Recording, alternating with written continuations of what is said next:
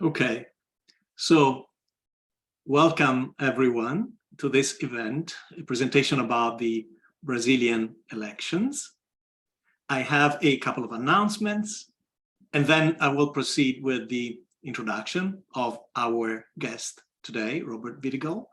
And after his presentation, there will be, as usual, a Q&A session. The Institute for Globalization Studies has co-sponsored an event with the Center for Italian Studies on November 2nd at 6 p.m. on the 4th floor of the library where the Center for Italian Studies is located. The presenter will be internationally renowned writer Dacia Maraini, who will be talking about Stories Help Us Survive. And on November 9th, in the Wang Center at 5 p.m., the center has organized a lecture that is part of the Sir Ramran Show series. The title is Transfigured Sexualities and Reconfigured Productivities, Disquiet and Innovation in Imperial Songhay. And the presenter is Michael Gomez from New York University. So let me introduce to you Robert Vidigal, who has graciously accepted to talk about this timely issue. The second round of the Brazilian elections will take place on Sunday, and he just told me that by Sunday night we'll know the results and we'll be talking about how votes are tallied and counted in Brazil. Robert completed his PhD in political science at Stony Brook University. He's an alumnus, and now works as a research data scientist at the Center for Social Media and Politics at New York University. Exploring the intersections of political communication and psychology, Robert's work focuses on how cognitive, emotional, and social forces such as uncertainty, ambivalence, and authoritarianism may influence political beliefs, ideological conflict, and voting behavior in countries like the United States and Brazil. His work has been published in various academic journals, from Political Communication to Latin American Research and Review, and inside the 2019 edition of the Oxford Handbook of Electoral Persuasion. The title of his presentation today is The 2022 Brazilian General Elections Overview and Runoff Expectations. Robert? All right. Thank you so much for the nice introduction, Andrea. Let me share my screen. Okay. I hope everyone can see. Right? Yes. Okay, good. So, good afternoon, everyone. My name is Robert Vidigal. I'm a political scientist, born and raised in Brazil. But recently, as Andrea mentioned, I received my PhD from Stony Brook University. So I'm very happy to be here today talking about Brazil, since my research expertise is on voting behavior and ideological roots of political conflict in Brazil. Okay, so earlier this month, on October 2nd, millions of Brazilians voted in the general federal elections that includes elections for president, governors, Congress, and the Senate. So the right-wing incumbent, Jair Bolsonaro, obtained 42% of the votes, and the left-wing former president, Luiz Inácio Lula da Silva, which I'm gonna call just Lula, obtained 48% of the votes. So since none of the candidates obtained a majority, which is 50% of the votes plus one, this Sunday, October 30th, a runoff second round will happen to decide the future of the country. So before we get into all the details about 2022, I want to start with some background on Brazilian politics, voter system, and political parties. So the most relevant period for the 2022 elections is basically the last 20 years, okay? So Lula was president for 2 terms between 2003 and 2010. So Lula has been running as a presidential candidate in 6 of 9 elections since 1989. And after his successful government, he got his successor, Dilma Rousseff, elected in 2010 and re-elected in 2014. However, she was impeached in the middle of her second term, and her vice president, Michel Temer, took over the last few years of government. Then, as we know, Bolsonaro was elected in 2018 and has been the president since then. Another important happening in the recent years was the car wash operation. So this was an operation done by the Brazilian Federal Police to fight corruption among private companies and public contracts. So this is probably the biggest anti-corruption investigation that has happened in Latin America and led to the prison of many companies, CEOs, and politicians of multiple political parties. So a fun fact here is that this operation is called car wash because there was this car wash in a gas station in Brasilia that had this currency exchange place that politicians and the private companies, CEOs would go to exchange the corrupt money.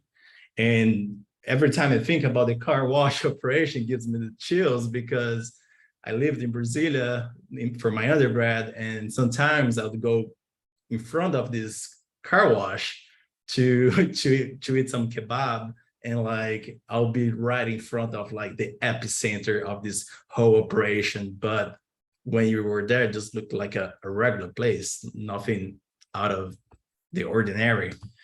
So Lula was convicted on charges of money laundering and corruption in a very controversial trial, to not say biased trial.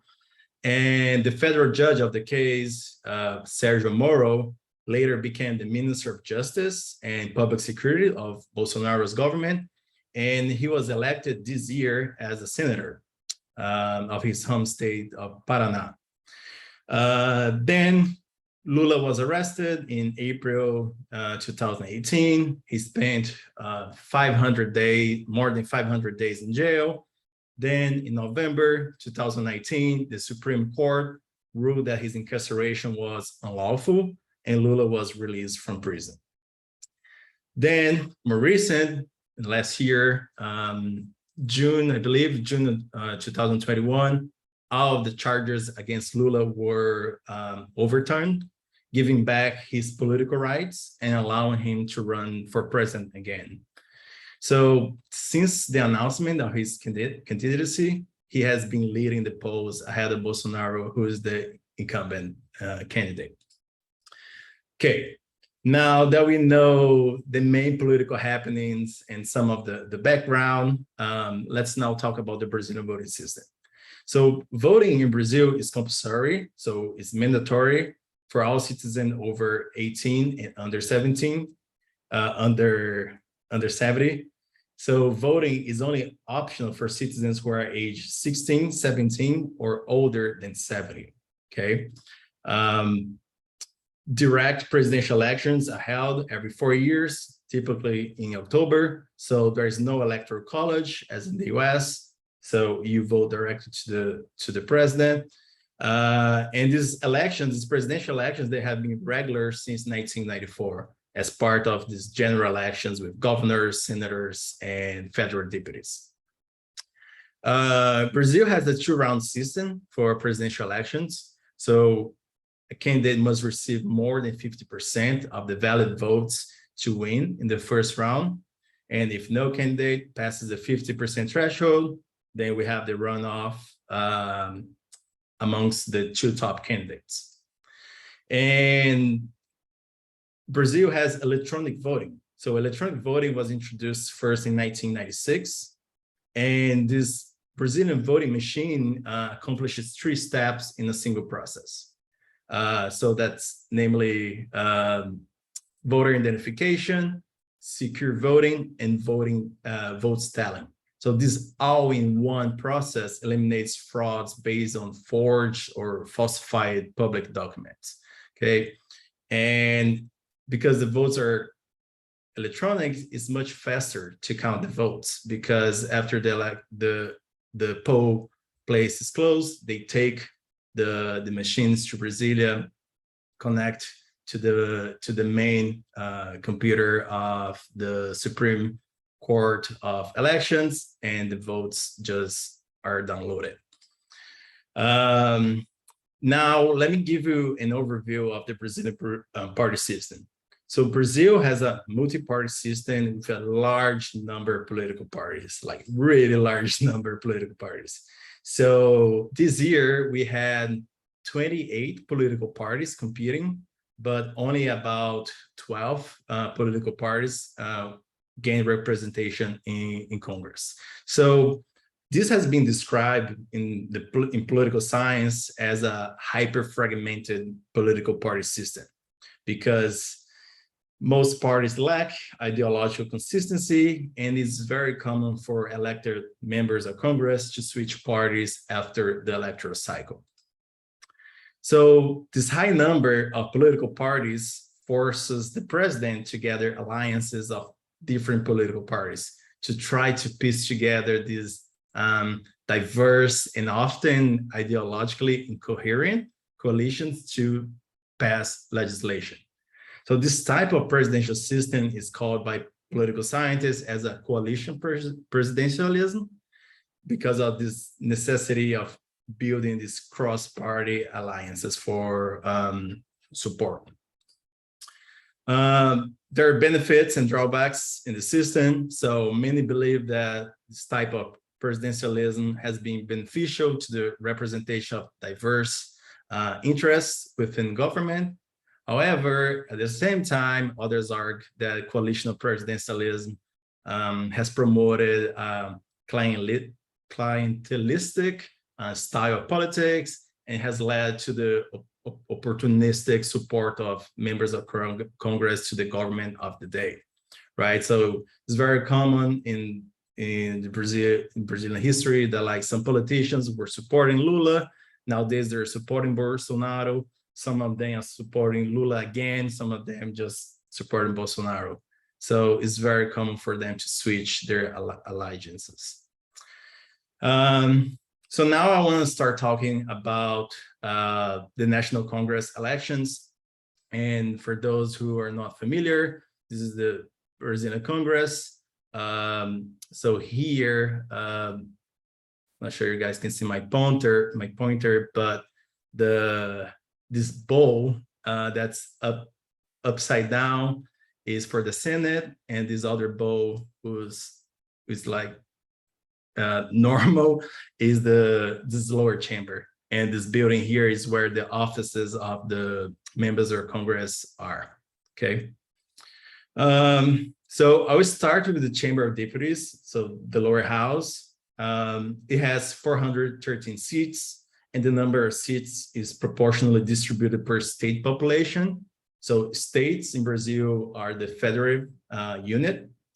So for example, my home state, which is called Goiás, has 17 seats, but São Paulo, which is a much larger state, has 70 seats.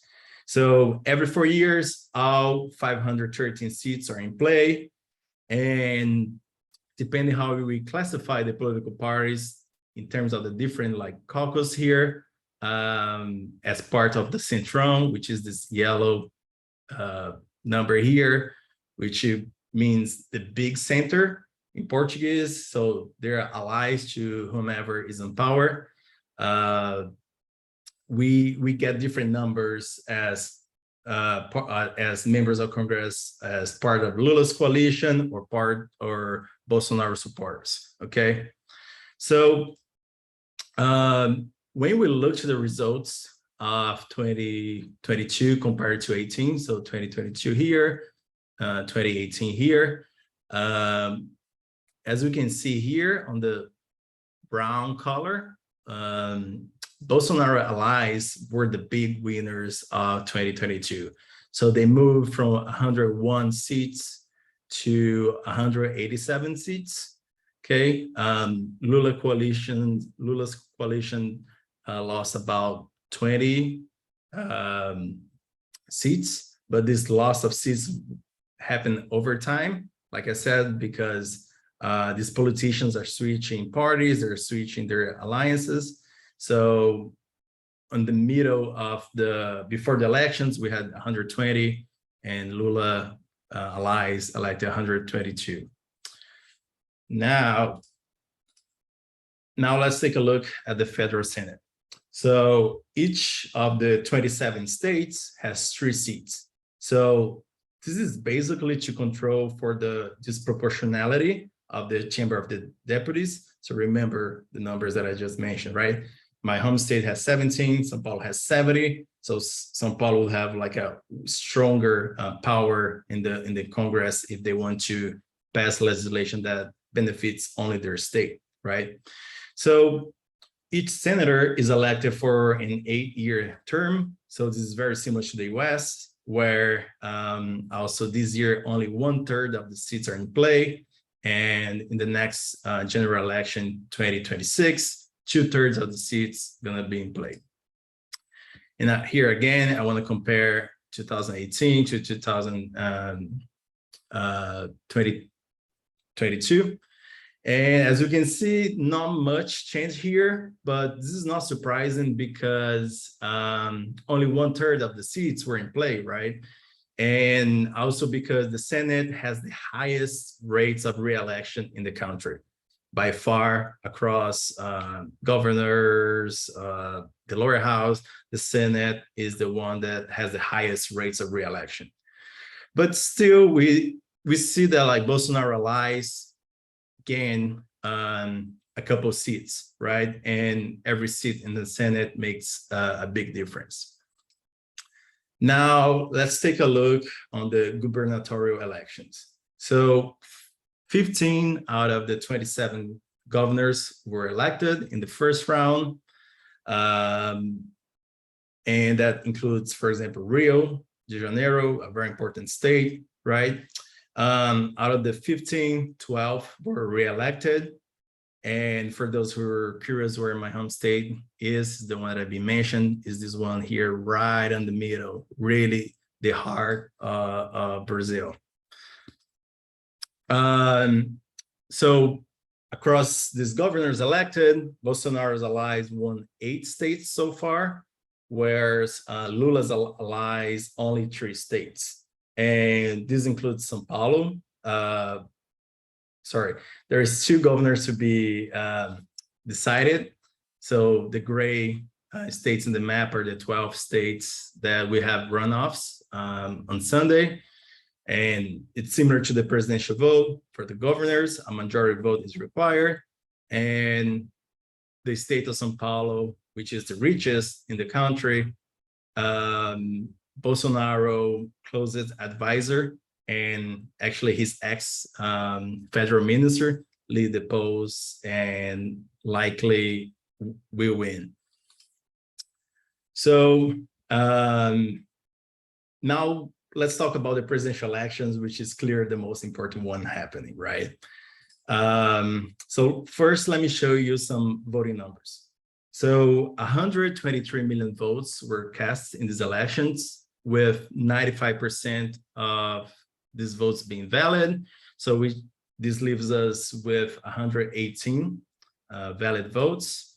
And just to give you a ballpark, let's think about the 2020 US presidential election as a benchmark, and the US 2020 election had 158 million votes, so 158 million ballots.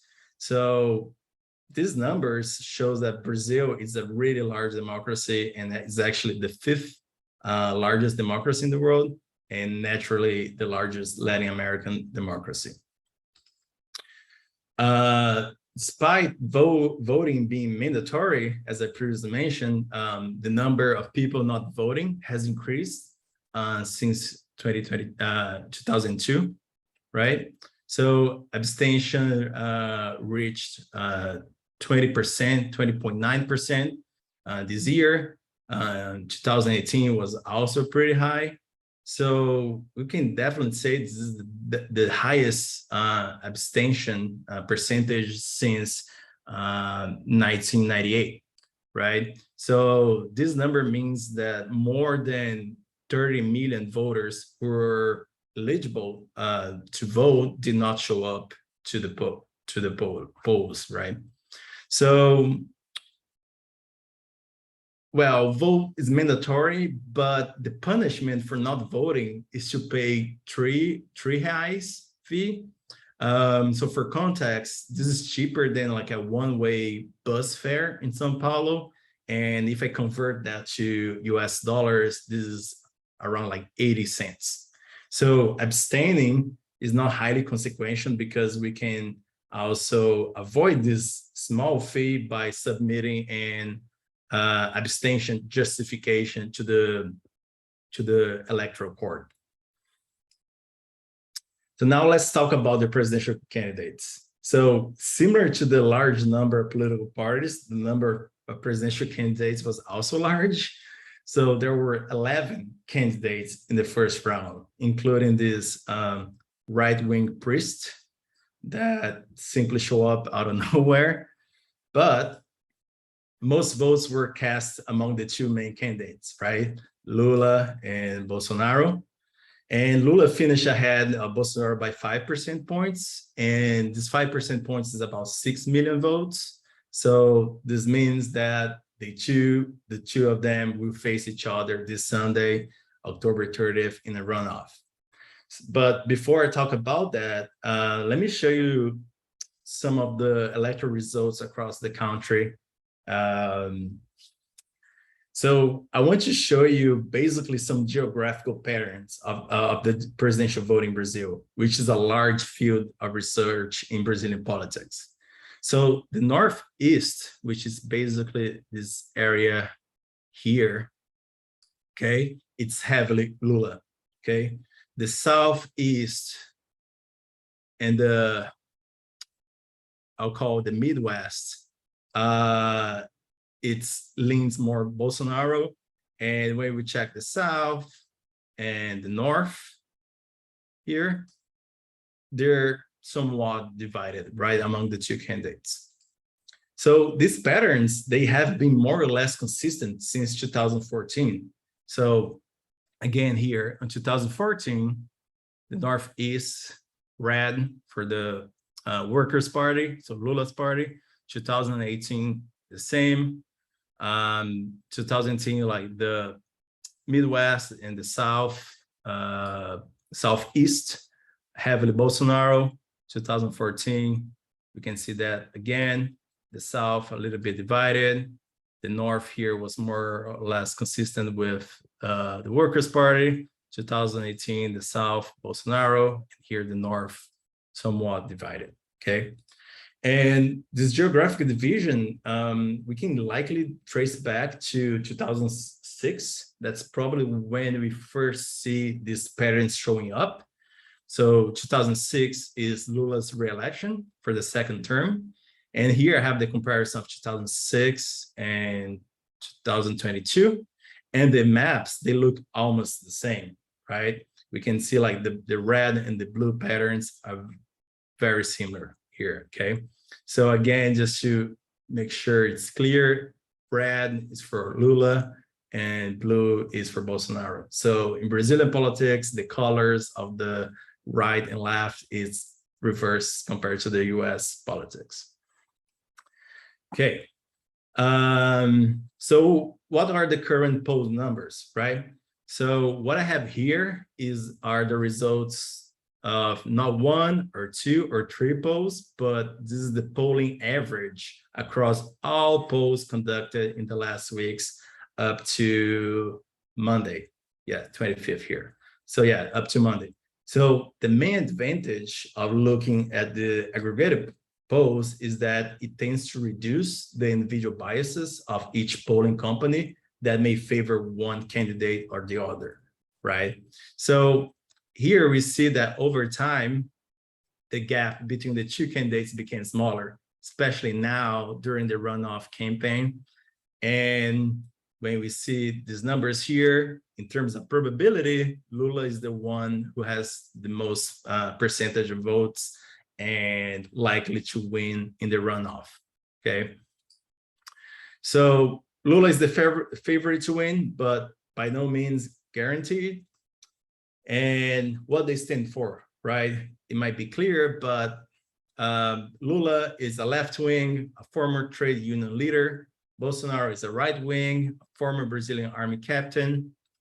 The main policy implemented by Lula was the Bolsa Familia, which provides financial aid to poor Brazilian families. And to be eligible for this welfare program, families had to ensure that their children went to school and also get vaccinated, okay?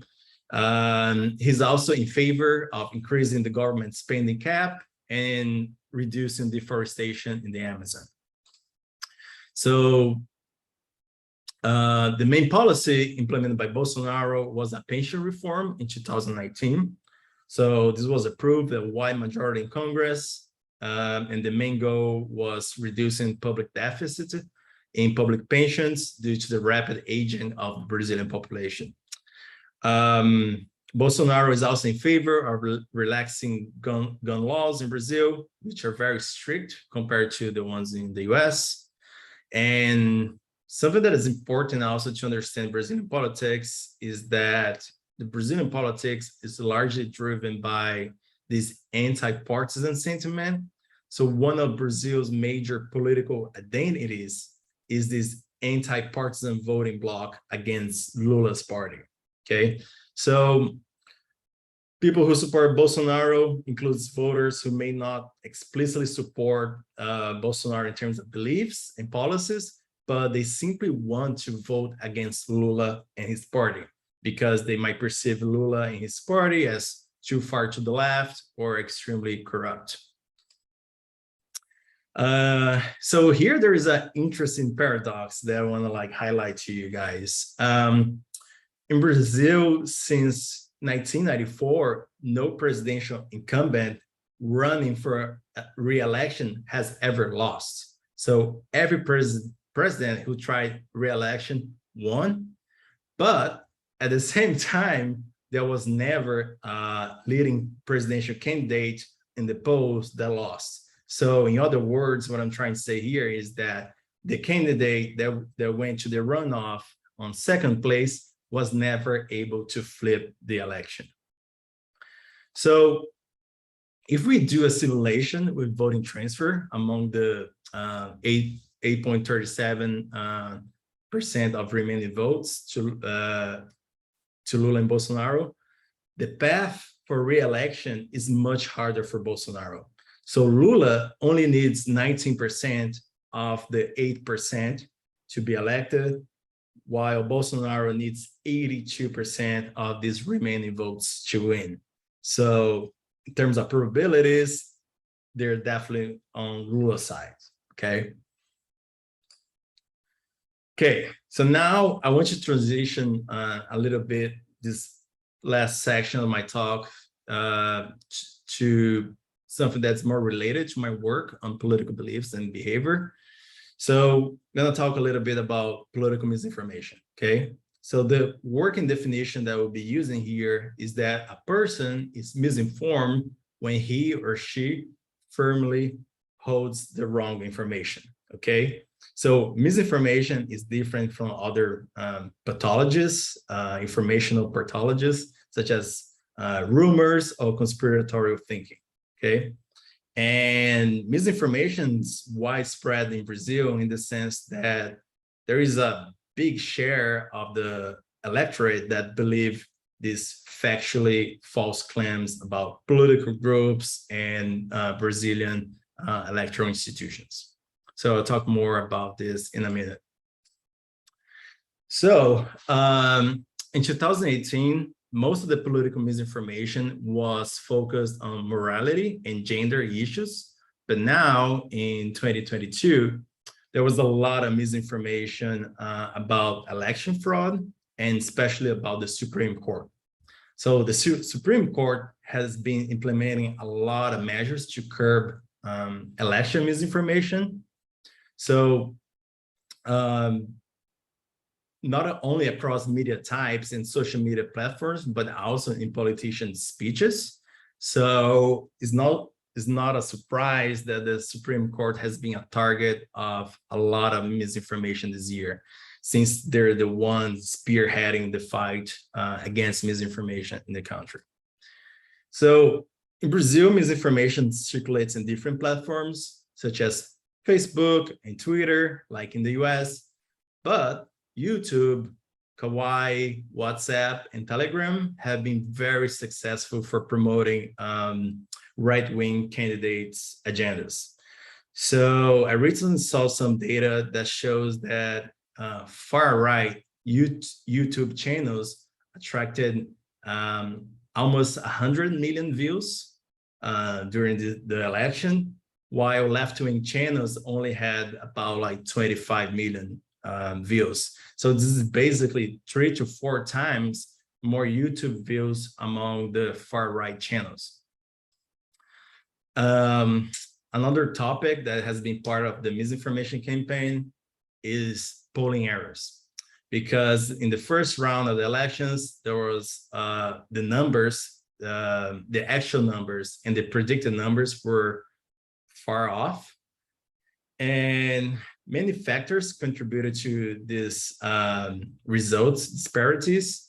But what was clear, in my opinion, is that Bolsonaro electoral supports, at least, are more numerous than polling had predicted. So this disparity in the voting percentage predicted by the polls has been used to foster electoral mistrust by saying that the polls are a fraud and not reliable. So Bolsonaro has been creating a lot of misinformation about election fraud, and he and his supporters have made their disdain for the polling clear. So here I have the percentage increase in Google search trends for fraud-related terms in Brazil. And as we can see, it skyrocketed now in October when the first round of the elections were happening, which is a not good trend to see at all. Now, most of Bolsonaro's false claims revolves around Brazil's electric voting machines. Okay, so this includes fake videos of people claiming that the machines are prone to hacking, vote switching, tabulation errors, all sorts of crazy stuff. But I should make it clear here, all of these are definitely false, okay? And Bolsonaro has failed to provide any sort of proof or of fraud, okay? Also, misinformation is not only in online environments, right? So in the last presidential debate that happened about like 2 weeks ago, 10 days ago, there was a log intercalation between Lula and Bolsonaro about the Amazon deforestation. So let me show you a graph about it. So here in this plot, I have each year is split by government, by presidential government. So Lula 1 and 2, then Dilma 1 and 2, oops, and then Bolsonaro here. Okay, so the axis is the year of presidential government, and there is 2 y-axis here. Okay, so the red line is Amazon deforestation in square kilometers, and the green line is the count, the number of environmental violations that received a fine. So here is what each candidate was saying during the debate. So Lula said that he reduced deforestation in Brazil like no other president. But Bolsonaro was saying that in Lula's government, deforestation was much higher than in his government. So if you look to the red line here for Lula's government, it's clear that we see a trend going down, right? It's clear that these numbers are going down. And the green lines are increasing. So it's reducing deforestation, and he's also increasing the number of fines. And in Bolsonaro, we can see that these numbers are going up. So Bolsonaro was playing with these absolute numbers and Lula was talking about the trends, right? So let me show you in another form that maybe is more clear, right? So this is another way to see this same data, okay? So at the beginning of the first term of Lula, deforestation was its peak, okay? And Lula used all these like administrative tools, empowered indigenous people, issued sanctions to lower deforestation. And well, was clear a success, right? We have like 67% less deforestation. In the case of Bolsonaro, in 4 years of government, deforestation increased 73%. And if you remember the green line, he also reduced most of the enforcement against deforestation. So that's resulted in fewer notification and fewer fines. So I guess the rest of the world should take a note that this election will probably define the future of the Amazon and also Brazil's contribution to fight global warming. Okay, so now let's talk about cases of violence motivated by political difference and crimes during the election campaign, especially on the election day itself. So why we worry so much about misinformation? So, well, misinformation creates misperceptions, which is this false beliefs. And people who hold these misperceptions with confidence, they're more likely to act based on these false beliefs. So their political behavior might be based on these false beliefs. So mistrust with the electoral process can promote more cases of electoral crimes, and especially crimes on the election day. And this is especially prone to increase in the last days before election, because politicians' rhetoric tends to polarize and also to become more vitriolic, right? So this year we had 939 cases of electoral crimes. Over 300 people went to jail because of what they did. And if you break down these numbers by crime type, we see that 459 were political activities near polling places. And that's, for example, pamphlets, distribution, or illegal transportation of voters. 149 cases of electoral corruption. So places selling alcohol, which is forbidden in the election day, or distributing money to vote for a specific candidate, and 33 voting violations. So that includes taking a selfie on the voting booth or carrying guns to polling places. So when you're in the voting booth, you cannot have your phone or take pictures or anything like that. Otherwise, you go to jail. And now here, let's talk about political violence, okay? So here's a timeline of political violence over time. And the data here goes from 2016 to 2022. And just looking at these raw numbers here on the top, or we can also see this yellow slope here, right? We see that political violence increased in the recent years. And I guess we can even say that this has been one of the most violent campaign elections in the recent Brazilian history. So here is another way to visualize this overtime number of cases of political violence. Okay, so 2022 is here. So this is the column that we're most interested.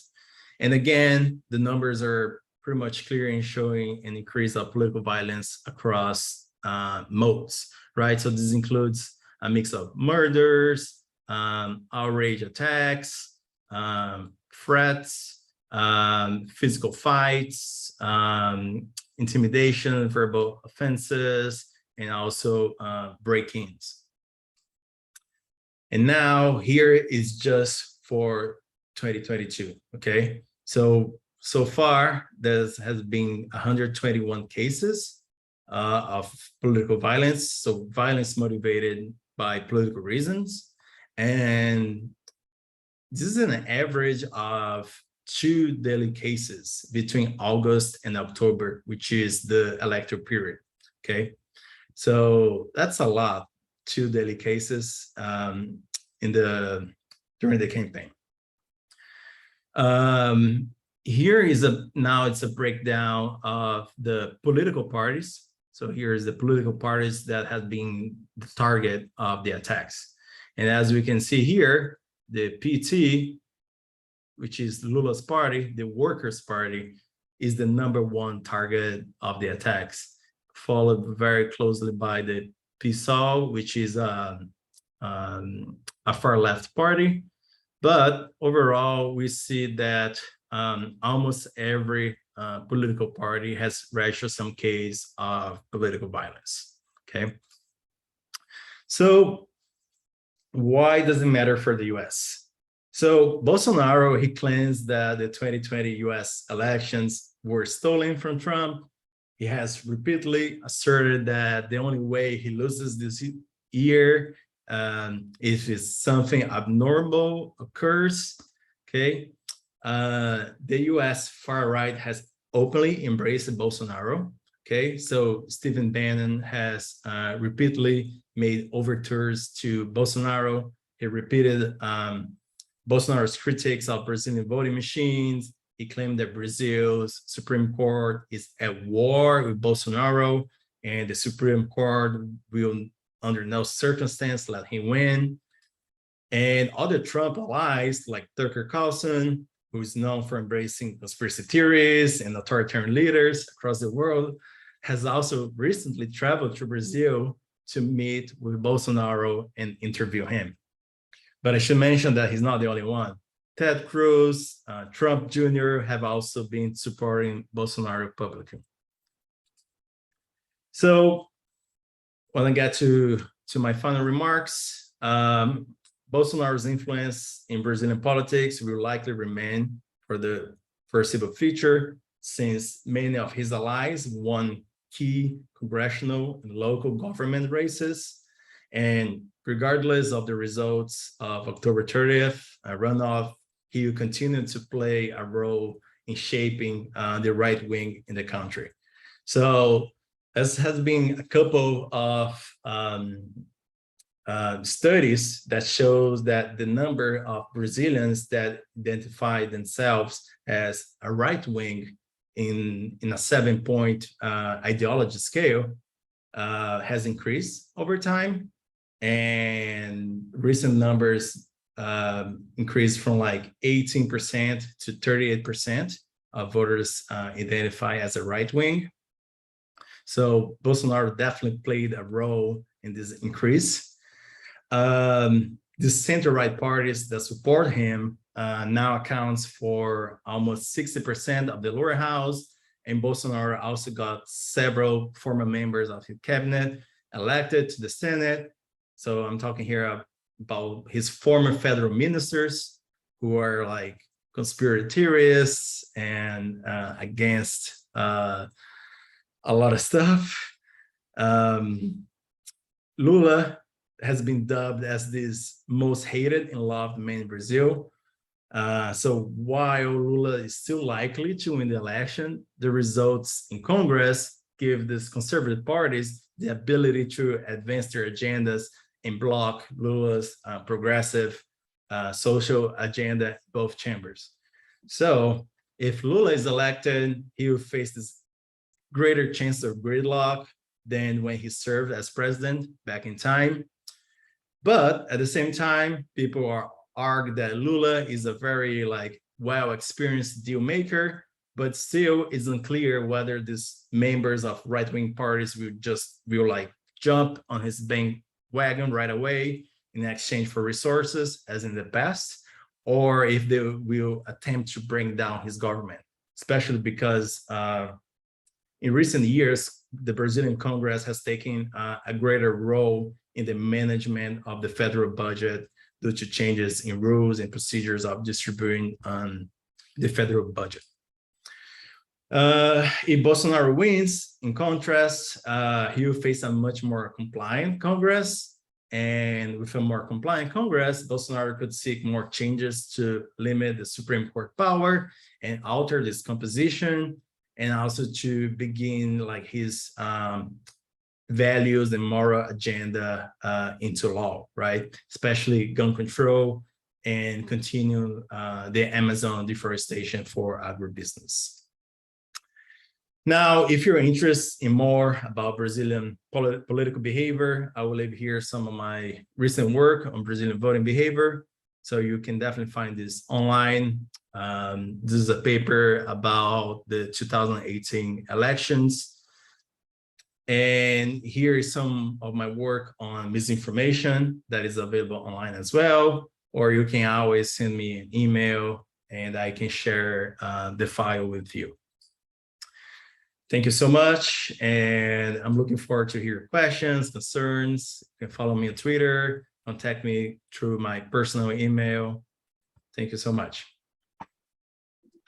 Thank you, Robert, for this informative and comprehensive overview of the political situation in Brazil before the second round of the elections. I'll break the ice with a question coming. And why people resonate to Bolsonaro is authoritarianism, because what happened is that Brazil had an authoritarian regime in the 80s that broke down in the late 80s. And after that, there is this anti-dictator bias. So politicians who are right-wing voters, who are right-wing, they don't like to identify themselves as right-wing. So all over the 90s and the early 2000s, voters and politicians were really reluctant to call themselves, I'm a right-wing voter, I'm a right-wing politician, vote for me. However, I think that's when Bolsonaro comes into play, and that's why he's important for Brazilian politics, because he was someone who wasn't ashamed of being a right-wing. So he would be the one that would like bump his chest and say, I'm a right-wing, I support the family, I support religion, God above everything, and etc. So Bolsonaro kind of like disrupt this anti-dictator bias and made Brazilian voters and other politicians to, let's say, be proud of being a right-wing in the country, which was totally impossible in the 90s and the early 2000s. And one of the main, let's say, mechanism of an authoritarian worldview is that you're against social change, okay?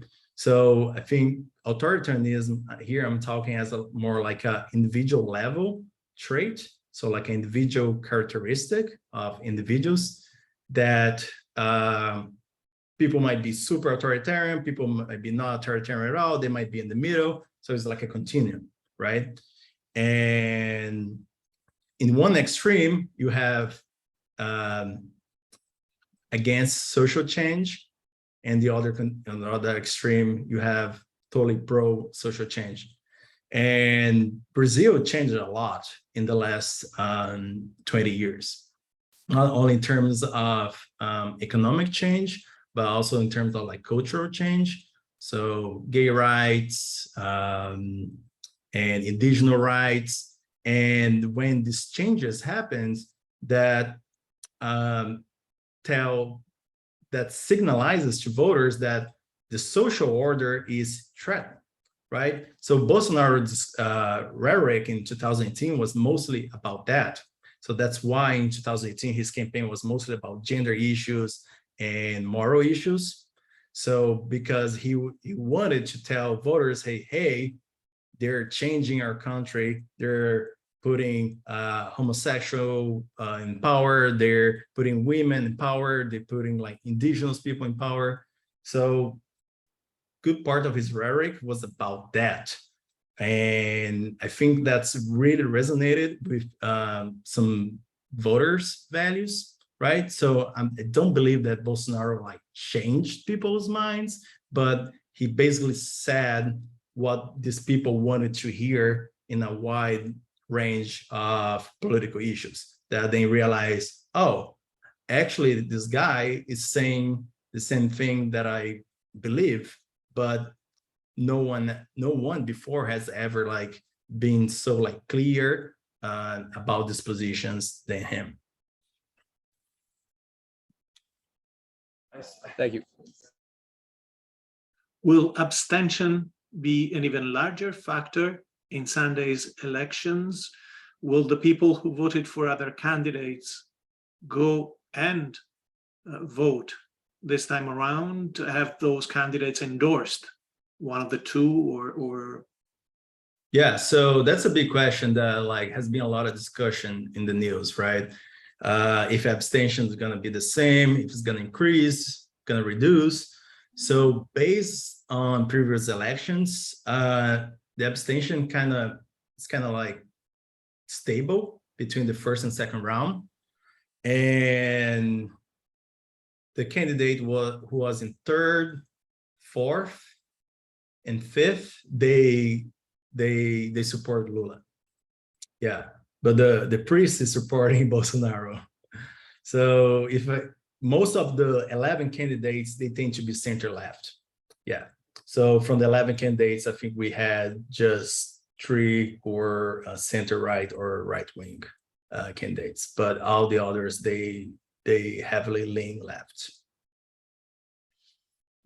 So, and also people say, well, abstention tends to benefit who's leading the polls, but that's not true because it depends. If there is higher abstention in the Northeast, where Lula dominates, it's not good for him. If there is higher abstention in the South or the Southeast or the Midwest, where Bolsonaro leads, then it's not good for Bolsonaro. So it really depends on the patterns of abstention across the country. Yeah. Thank you. Why do you think the US right wing kind of supports Bolsonaro? That was really interesting. Yeah, I guess they have similar values. I think they're both authoritarian, right? Like there is a lot of work that shows that most of authoritarian voters have sorted into the Republican Party, right, over time. And in Brazil, the same is happening, right? So I like to use authoritarianism as like the main explanation for ideology, right? Is what is keep things together for the right side and the left side. So I think the far right in the US and Brazil have same values, and that's kind of like true across the world, right? So if you think about Turkey, Hungary, right? Hungary, their values match. So let's be friends, right? We have the same agenda. Sure. So we have one question in the chat from Cheryl. So do the increases in violent acts typically occur within a predictable window of time whenever politicians present political issues as moral issues? I mean, definitely most cases of political violence happen during campaigns, right? Because during political campaigns, it's a time of the year that we have a really large number of political information happening. People who are strong identifiers, people who are heavily involved in politics, get their emotions more strong, because in the end, politics can be a zero-sum game, right? It's my team against your team, and winner takes all. So during campaigns, also there is more public events, so politicians are out and being like more extreme in their rhetoric, being more vitriolic in the rhetoric. So I would say during campaigns tends to be the time that happens the most. And if transforming political issues into moral issues increases political violence is a good question. I don't have an answer for that because I've never seen any work that does that in the way that you're saying that like political issues transforming into moral issues, right? So I would need to hear more about that to give you a more solid answer. Thanks. Last call for questions.